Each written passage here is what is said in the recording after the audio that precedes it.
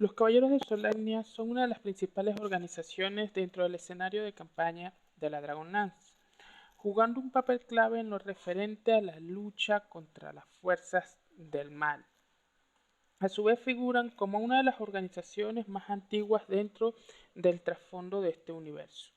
En el presente video pretendo hacer un resumen de la historia y los principales aspectos de esta facción, dejando de lado en el video algunos elementos referidos a las especies, dioses, cronologías, porque ya existen varios canales que han hecho una revisión exhaustiva sobre dichos aspectos. Me concentraré más en la organización y su historia que otras cosas.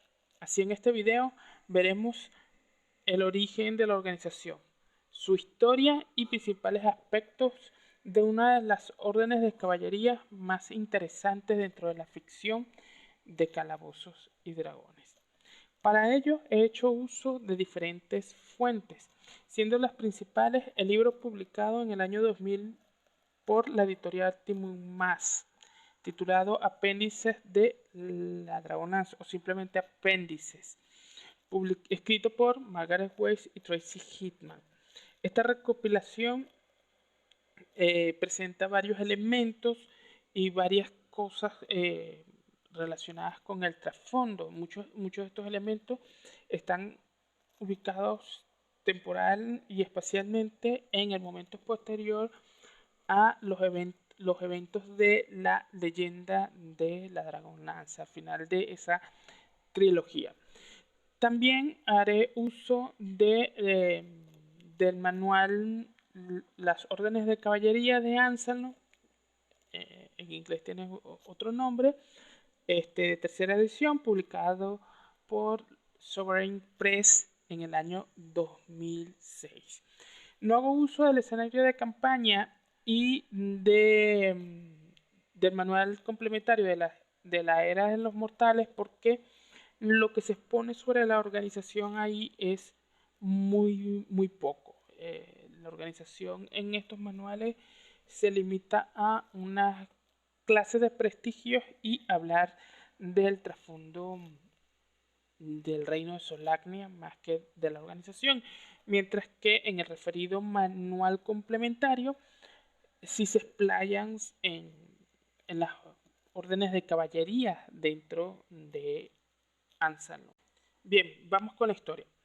Al final de la Era de la Luz, Ergot era el imperio humano más extenso y poderoso. Alrededor de 1900 años antes del cataclismo, el emperador Talpalik gobernaba de forma despótica y abusiva.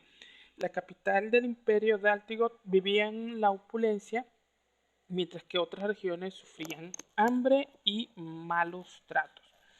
Para dicha fecha, las regiones orientales del imperio se alzarían contra su majestad.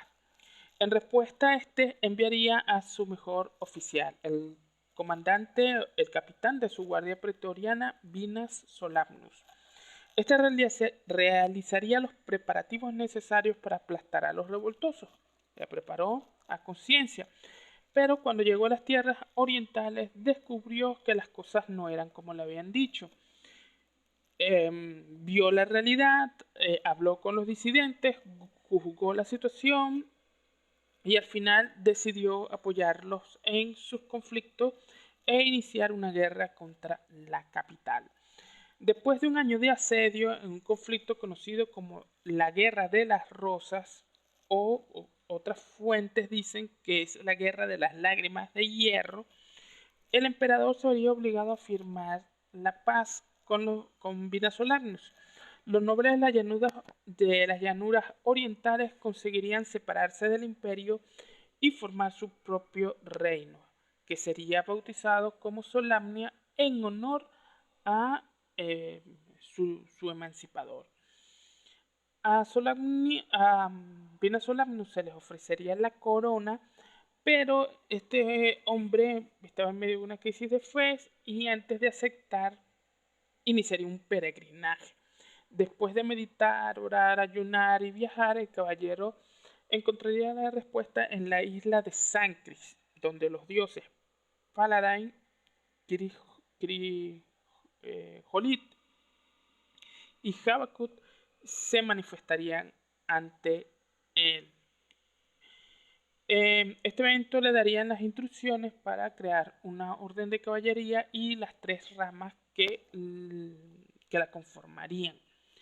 Estas subórdenes son la corona, la espada y la rosa. Cada una cuenta con el patronazgo de uno de estos dioses.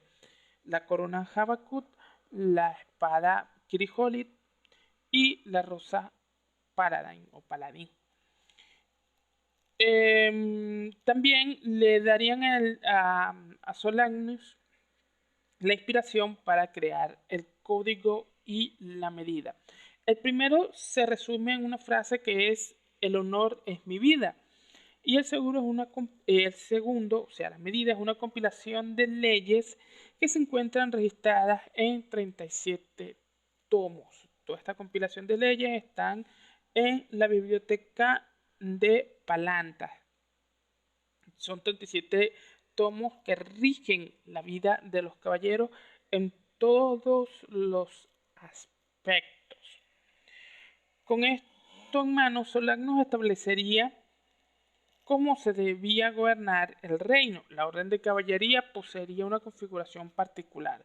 Sería una suerte de aristocracia guerrera y a la cabeza de ella se encontraría el gran maestre, quien sería elegido por sus pares para gobernar de forma vitalicia. Por debajo del gran maestre se encuentra el sumo sacerdote, el sumo guerrero y el sumo juez o jurista, ¿no? Cada uno perteneciendo a una de las 3 grandes órdenes. 700 años después de la fundación de la organización y el reino, los caballeros de Solania llevarían el peso del conflicto conocido como la Tercera Guerra de los Dragones, donde un joven caballero llamado Uma derrotaría una encarnación de la misma diosa Taquisis, con asistencia de los dragones metálicos y del arma que da nombre a la ambientación, la Dragon Lance.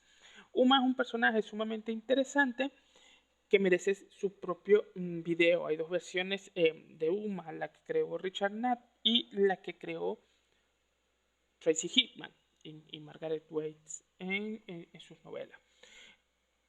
Al final de este conflicto pasaríamos a la era del poder, donde los dioses se mantendrían al margen, Taquisis juraría mantenerse en el abismo y los dragones se irían lejos del continente. Durante este momento, la organización sería clave, ¿no? Serían los adalides del bien y en cierta medida el brazo armado del creciente imperio de Istar. Esta era una potencia comercial que ante el ocaso del God se erigiría como el imperio dominante. Con el tiempo Istar se transformaría en un imperio teocrático, absolutista y xenófobo, para la tristeza de muchos. Su máximo gobernante atraería el hubris y la apostasía sobre su reino. A esta figura se le conoce como el príncipe de los sacerdotes y recibe el nombre de Beldinas Piloforio. En respuesta al hubris y a las actitudes de la iglesia, los dioses lanzarían una montaña de fuego, un meteorito contra el planeta, causando el cataclismo. Este evento traería consigo una nueva era, la era de la desesperación. Durante este periodo, a raíz del caos resultante, los caballeros de Solania se volvieron el chivo expiatorio del vulgo. En gran medida se debe a que los nobles, al no estar preparados para un evento como este, nadie lo está, no contaban con recursos para ayudar al pueblo. Y también hicieron lo que la aristocracia suele hacer: esconderse en sus castillos y desentenderse del pueblo llano. La gente se volvería contra la hermandad y la perseguirían casi hasta la extinción. Muchos de los altos jerarcas de la organización escaparían hacia la isla de Sancrit o hacia el antiguo imperio de Ergot. Con el tiempo volverían a recuperar el continente lentamente. Otra de las razones de la inquina hacia la orden de caballería es que se creó un rumor que decía que los caballeros estaban al tanto de que el cataclismo iba a ocurrir y de que en su momento conocían una forma de detener el cataclismo, pero no lo hicieron. Esto es una verdad media porque, de acuerdo al canon, los dioses mandaron señales ambiguas de lo que estaba por venir. La cuestión que es un poco tonta, ¿no?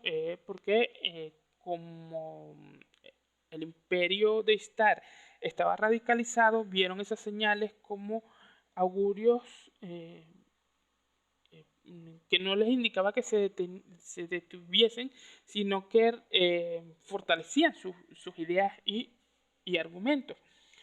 Entonces, los dioses, como vieron que el príncipe de los sacerdotes no captaba el mensaje, enviaron a Lord Sot, otro personaje sumamente interesante de la ambientación, a darle un ultimátum al príncipe, pero por una serie de razones, Sot fue incapaz de cumplir su misión, lo cual lo llevaría a la situación donde está actualmente en el escenario de campaña. El evento clave durante la era de la desesperación sería la Guerra de la Lanza, que vendría siendo la cuarta guerra de los dragones, donde los caballeros de Solagnia, a la cabeza del concilio de la Piedra Blanca, jugarían un papel clave en la victoria del bien en este conflicto.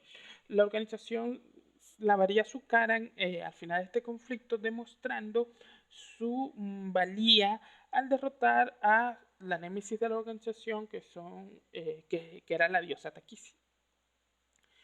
La organización en este periodo, al rezar los dioses, lograría recomponerse, porque esta vez sí hay un sumo sacerdote, un alto sacerdote, y elegirían como gran maestre a el caballero de la rosa Guntar ut Wistan.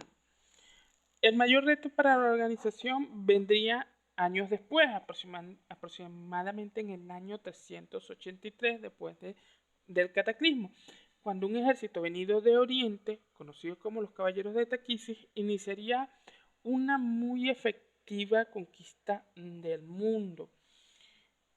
Los caballeros de Taquisis o de Neraka serían muy parecidos a los caballeros de Solagnia, pero como una suerte de antipaladines, ¿no?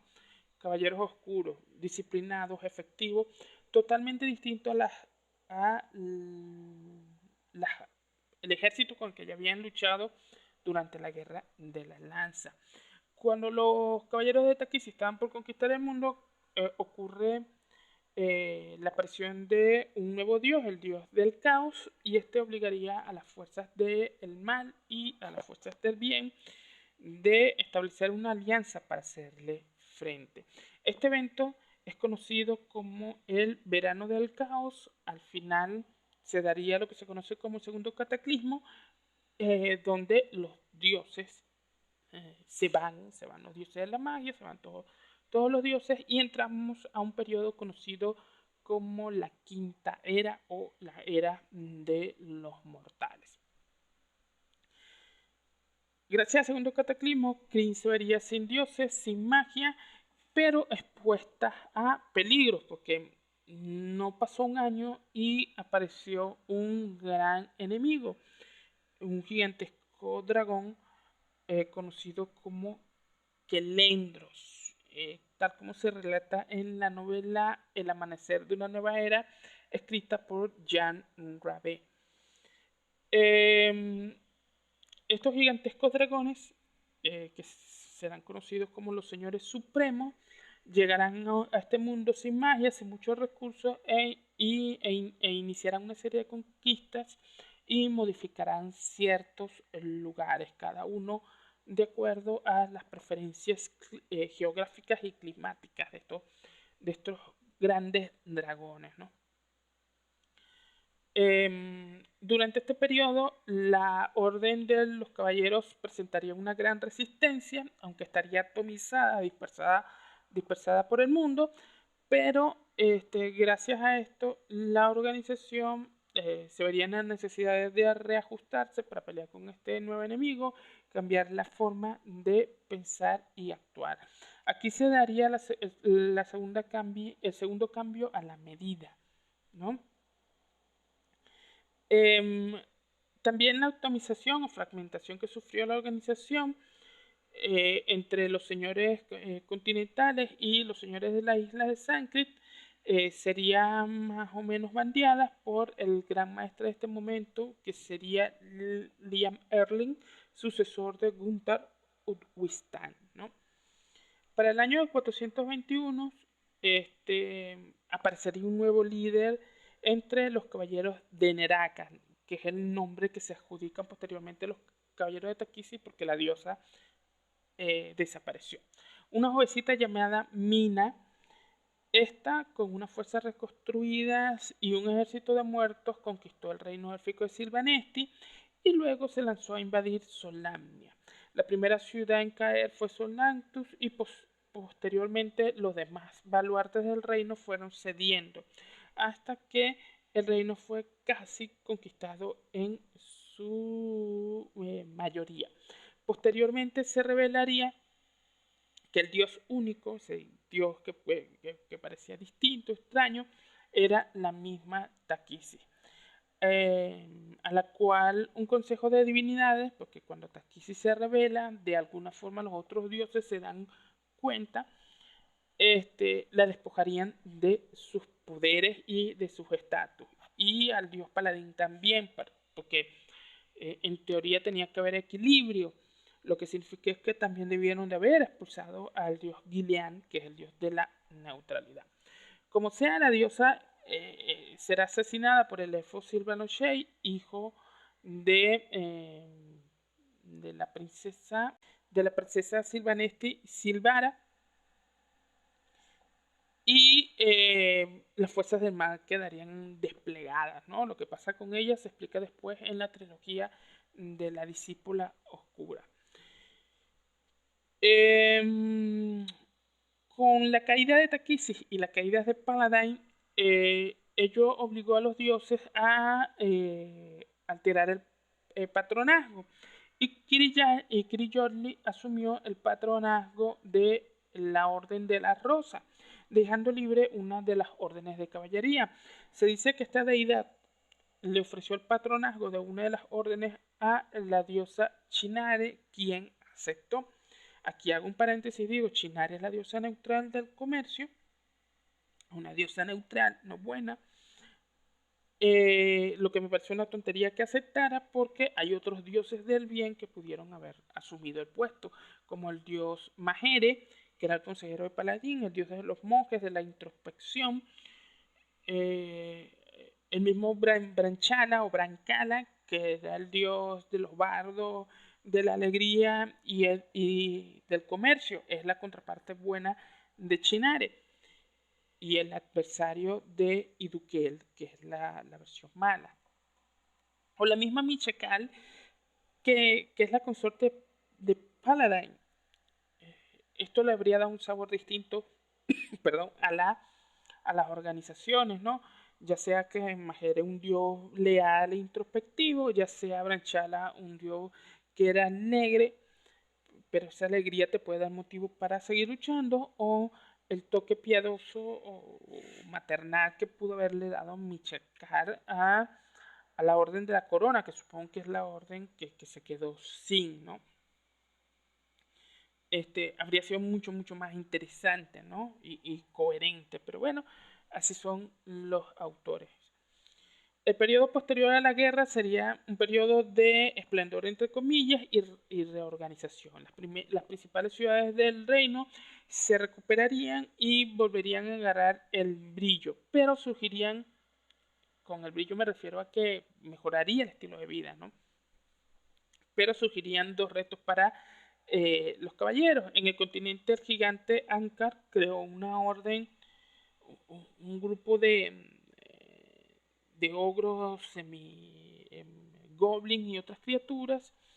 Y en la región de Ergot, en la región de Sancris, donde está la capital de Solnamnia, o lo que consideramos como la capital, el dragón supremo de blanco, Gélidos, fue derrotado y muerto por un grupo de aventureros. Eso pasa en una de las tres grandes aventuras de, eh, de la tercera edición de Dragonlance, ya les voy a decir. Eso ocurre en la aventura o la campaña El precio del coraje, ¿no? ¿Qué pasa? Que se generó un vacío de poder y los ogros y todos aquellos secuaces de Gelidus comenzaron a surgir y a tratar de de llenar ese vacío, ¿no? Entonces van a surgir dos figuras. En el continente tenemos al cuestionado mariscal James Marham, que parece que fue un caballero bandido, toda esta cuestión, que va a unir a las fuerzas del continente y va a tratar de frenar a este gigante. Y por el otro lado tenemos a Lord Tascal, que es menos carismático, pero era el sucesor directo, era el caballero que tenía más mérito, rango y abolengo para volverse gran maestre. Entonces, ese es el momento hasta donde llegó el trasfondo de Dragonlance, y hasta ahí llega la historia de la Orden de Caballería. Vamos con la estructura. La Orden de los Caballeros Solania se conforma de tres ramas: la corona, que representa la lealtad; la espada, que representa el heroísmo y el coraje; y la rosa, que representa la sabiduría y la justicia. Cada una, como ya dije, patrocinada por una deidad. Paladín, Paladín patrocina la rosa, Kiriholit patrocina la espada y Habakut patrocina la corona. Originalmente, para ser un caballero de Solania se debía ser hombre y nativo del reino o tener ascendencia solámnica, la mayoría de ellos de estirpe noble. Vale la pena destacar que solo los nobles de más rancio abolengo eran los que lograban engrosar las filas de la rosa. Con el paso del tiempo, la organización se abriría a humanos de otras regiones y a medio humanos de otras zonas. Sería el primer cambio después de la Guerra de la Lanza, como fueron los hijos de el héroe de la lanza Caramón. Sus hijos se llamaban Sturm y Tannin. Serían los primeros no solánicos en ser caballeros. También su hijo Palin sería un auxiliar de los túnicas blancas en la organización, porque ese fue el otro cambio, una organización que debido a los eventos de la era del poder eran renuentes a tratar con los magos. Se vieron en la necesidad, descubrieron que era necesario tener auxiliares en la magia arcana. Muchos años después de la era de los mortales, durante el segundo cataclismo, se ampliarían las reglas, siendo la regla más importante o más interesante el permitir que mujeres entraran abiertamente a la organización, siendo el miembro femenino más destacado Licha Majere, nieta de Caramón e hija de Palin Majere. Como ya se dijo, esta organización tiene un código que es Exularus Omnitas, que vendría siendo como el honor es mi vida y mi vida es el honor, y la medida, que es un conjunto de 37 tomos donde está arreglada toda la vida, el sueño húmedo de un abogado, todo aspecto de la vida de un caballero es regulado. Esto es un cliché que va a ser recurrente durante toda la saga, siendo uno de, de los lastres de la organización y de uno de los clichés más explotados, ¿no? En cuanto a la estructura de los caballeros, cuentan con aproximadamente 11 rangos que van desde escudero o aspirante hasta el rango más alto, que es gran maestre. Todo aspirante a caballero inicia en la Orden de la Corona hasta que, a través de años de servicios y de proeza, asciende al rango de capitán. Allí se le presenta una opción: volverse un suplicante de la espada o continuar como caballero de la espada para llegar al rango más alto.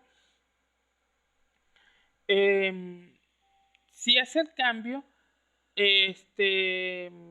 va a ser a través del mérito, va a empezar como un suplicante y luego a través del mérito y toda la cuestión va a volver a llegar a ser capitán, esta vez de la espada, donde va a tener que de nuevo elegir: o me voy a la rosa o me mantengo en la espada.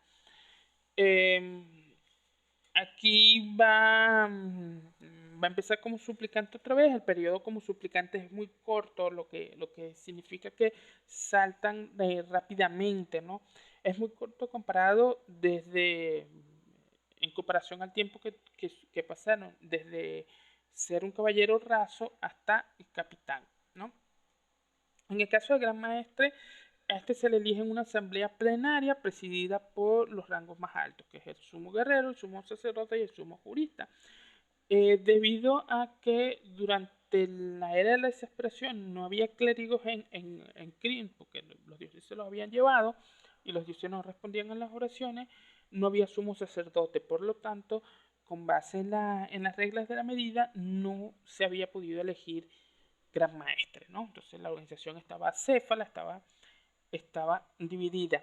Después del segundo cataclismo en la era de los mortales, con el descubrimiento del misticismo, al haber un místico en blanco, un místico bueno dentro de la orden de caballería, sí se pudo elegir, había un sumo sacerdote, pues.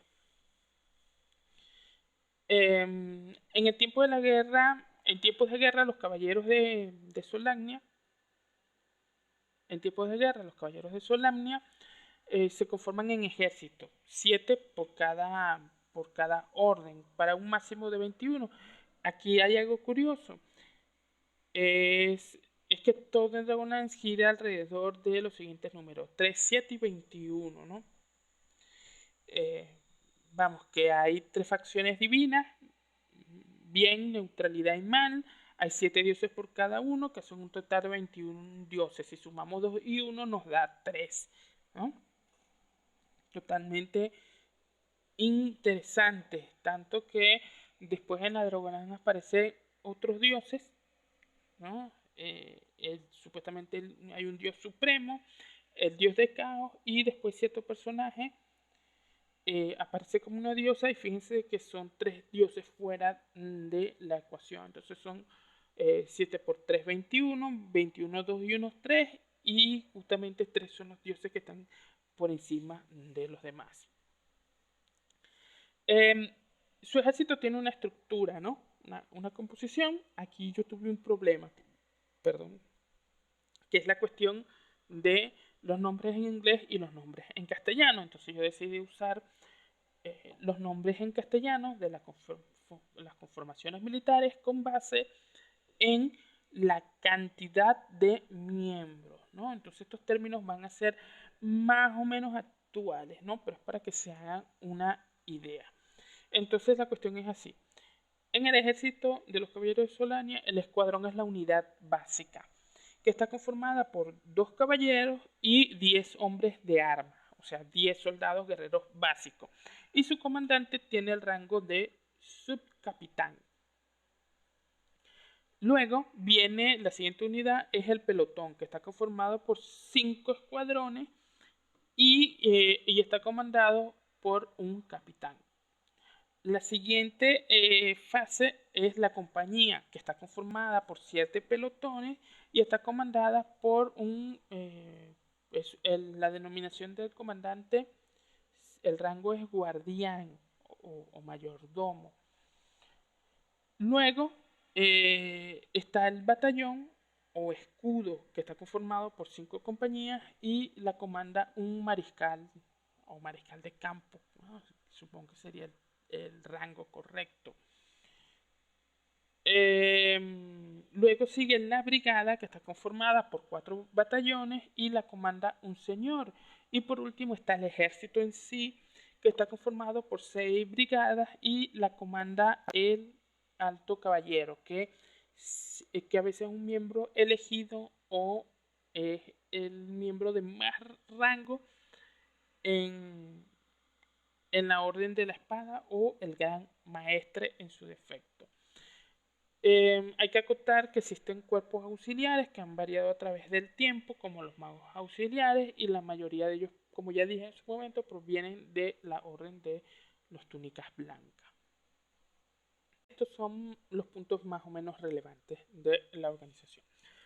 Esta orden de caballería es interesante, ¿no? Reciben un tratamiento diferente en términos literarios a través de toda la saga, ¿no? En algunos momentos son los adalides del bien, una fuerza letal, muy serios e inflexibles. Otros autores tomaron estos elementos y los llevaron a un extremo, ¿no? Hasta casi lo ridículo y lo cómico, dan pie para la comedia, ¿no? Especialmente su apego a la medida como un instrumento totalitario, ¿no? Pueden ser vistos de distintas ópticas gracias a esto. Tristemente, la organización expresa, en el caso de la literatura, muchas obras, de muchos clichés, ¿no? Perdón. Generalmente son soberbios, siempre aparecen como cabezas cuadradas, tercos. Por cada buen personaje solámnico hay como 20 que son idiotas. Este, por ejemplo, el primer personaje femenino con el que uno se encuentra en, en la trilogía de la Guerra de los Espíritus, ¿no? El personaje es calcado, es el cliché de todos los caballeros, va evolucionando un poco, ¿no? Pero igual es horrible, ¿no?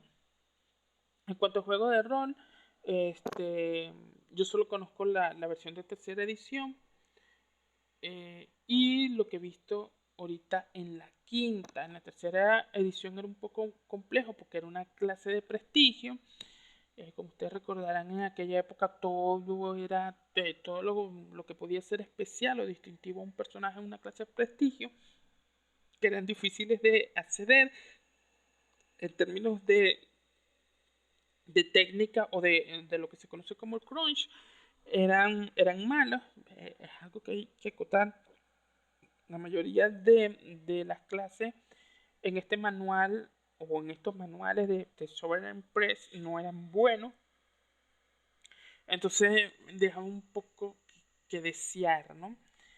Eh, en la quinta edición está muy interesante porque trabajan con base en la noción de subclase, de trasfondo, o sea, con una que otra otro dote ya eres un caballero y eso le da un sabor distinto porque puedes tener, este, si bien la cuestión lo restringen para guerrero y paladín, uno se puede hacer de la vista gorda y hacerse un caballero de Solania que sea explorador, eh, y encajaría perfectamente en la orden de la corona, tomando en cuenta que Habakuk es su patrón. Este, un, ¿Cómo es que se llama? Un druida, no, un explorador o, o un paladín, podría ser un bárbaro con cierta sección, pues podría ser si sacamos el bárbaro de contexto y lo dejamos solo en el término mecánico, podríamos tener una suerte de caballero Solania parecido a Guts de Berserk, ¿no? Esto sin contar que esta edición es muy dada a las reglas caseras, se le podría dar mucho color a la organización. Bien, espero que este recorrido no haya resultado ser pesado para quienes hayan llegado hasta aquí y espero que lo hayan disfrutado en cierta medida. Si hay alguna objeción, aporte o cualquier cosa que haya dejado en el tintero y ustedes desean acotarlo, para eso están los comentarios. Muchas gracias a todos. Nos vemos en un próximo video.